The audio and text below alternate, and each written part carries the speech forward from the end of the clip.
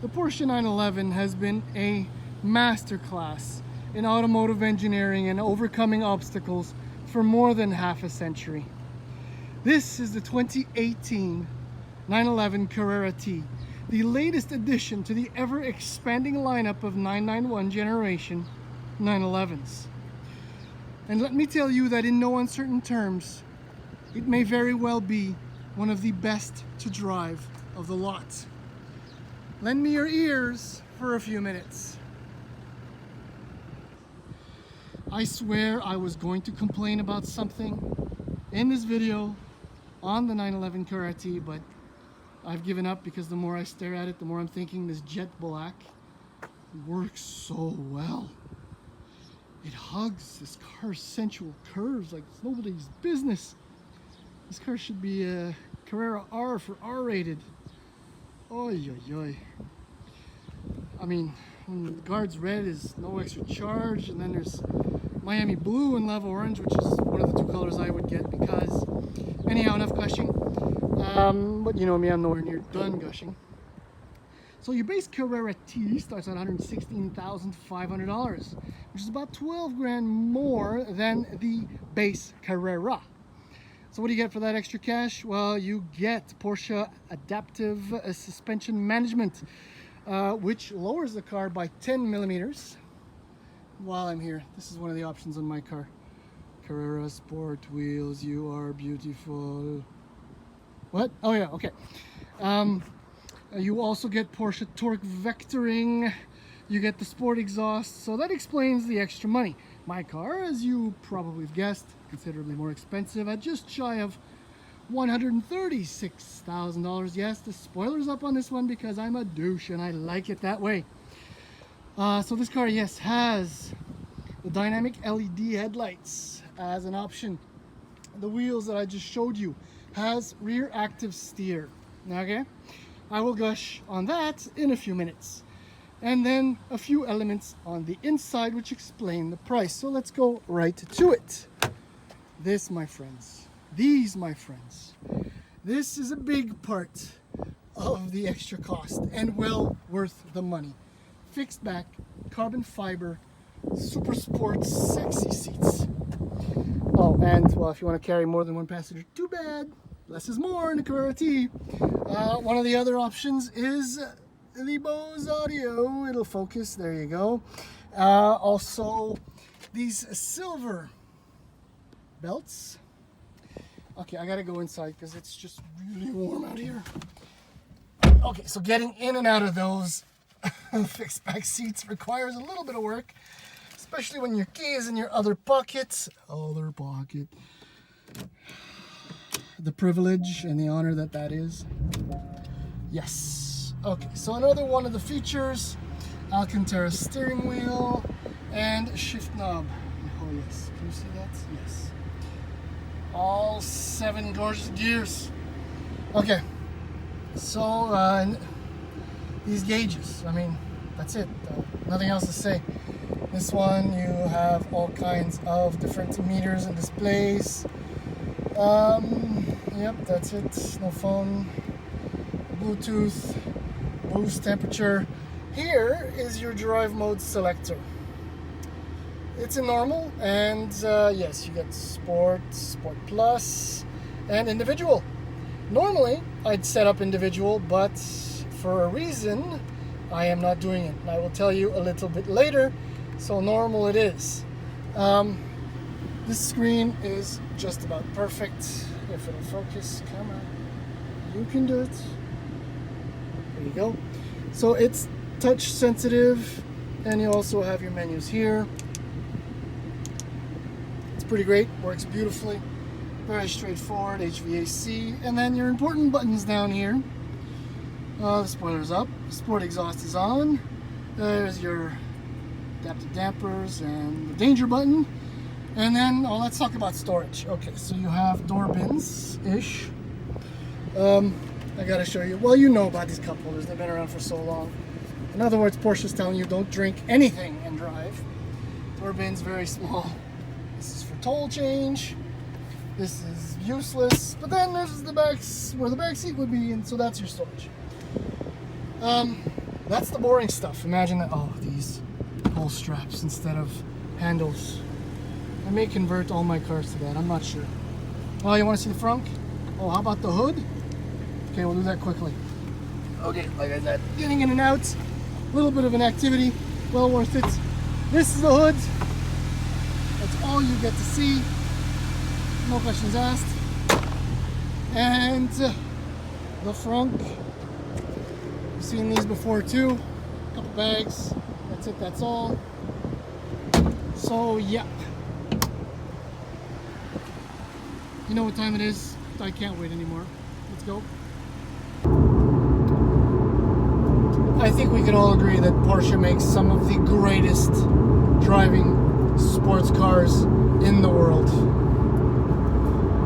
And that applies to the entire lineup, from the 718 to the Panamera Sport Turismo with a bazillion horsepower for half a gazillion dollars. And the 911 is the one around which they all kind of hover. This is the car, this is the Porsche. And I've been blessed this year with the opportunity to drive some classic 911s, namely a 2.7 RS, yeah, the 964 Carrera RS, 997 GT3 RS, and just a brand new GT2 RS. But you know, when Porsche does super high performance cars, they're brilliant, obviously. But it's when they get back down to basics like this. This to me is when the philosophy behind Porsche comes to life. It's about the drive. It's about the experience. And that probably explains why the basic Carrera, in fact the Carrera S, is my favorite 911 of the 991 generation. Just so you know, GT3 RS is my second favorite. This is now my third, and the GT2 RS comes in fourth, and then on they go, because that's relevant information, of course. So the Carrera T is based on the basic Carrera. That's why it's so good. That's why it's so exceptional.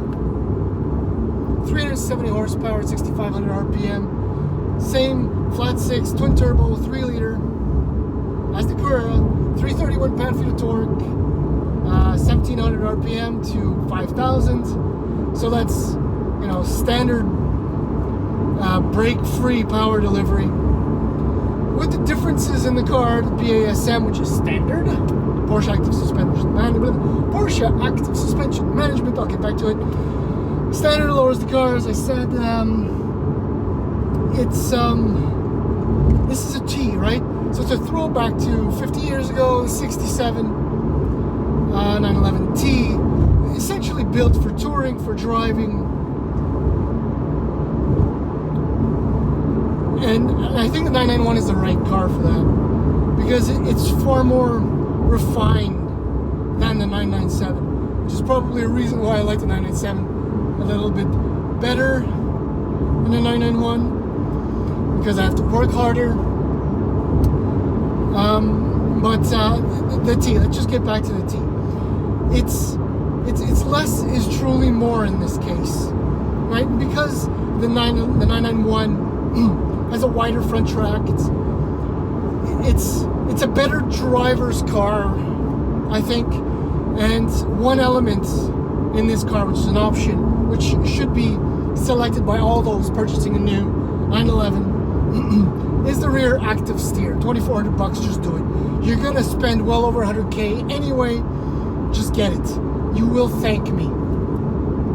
The way it operates is so intuitive, so seamless, with the, I guess, improved steering on the 991 over the 997, improved responsiveness with the, like I said, wider track, and it makes the car feel even smaller. It feels like a Cayman S.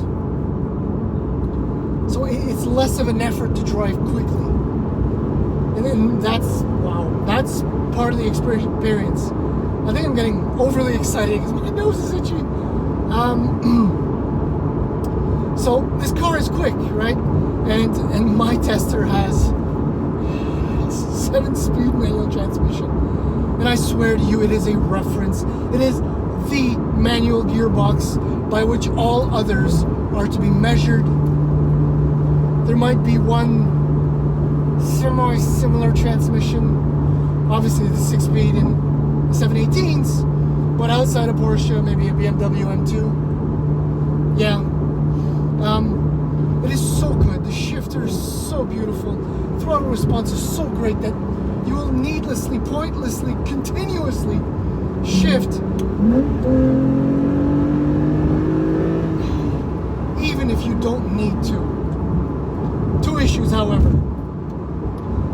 The box kind of has a brain. It won't always let me do exactly what I want to do. Occasionally in a 5 to 7 shift, it'll lock out 7th. So I gotta go into 6th and then 7th, or push even harder on the second attempt. Kind of find that annoying. Same thing happens on the occasional downshift. And the other thing, through the drive modes, and only because, no, not only, but because this is a Carrera T, I wish Porsche would have removed the Rev Matching feature that comes when you put the drive modes in Sport or Sport Plus. Because the Rev Matching is brilliant. Look, 7, no throttle.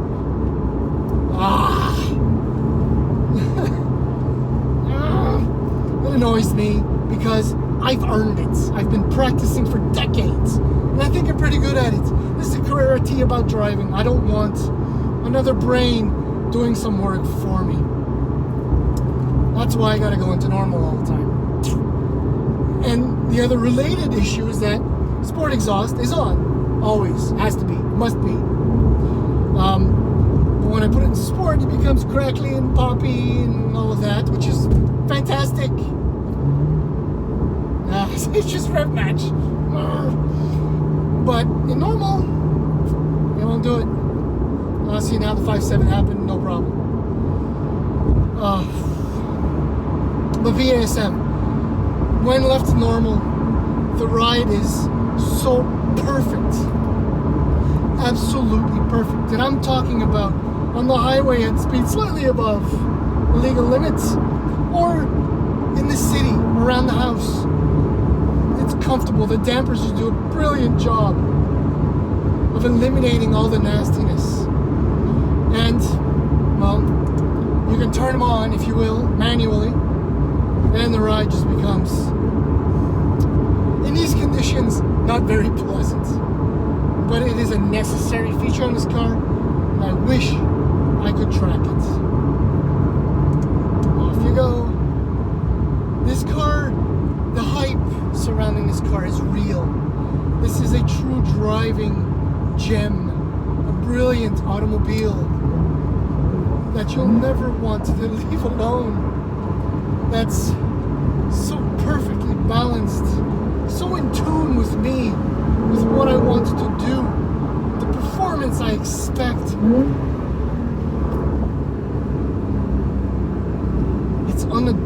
It's clean, it's crisp, it's clear. See, it's responsive, it's alive. It is beautiful. It is not too much. It is just enough.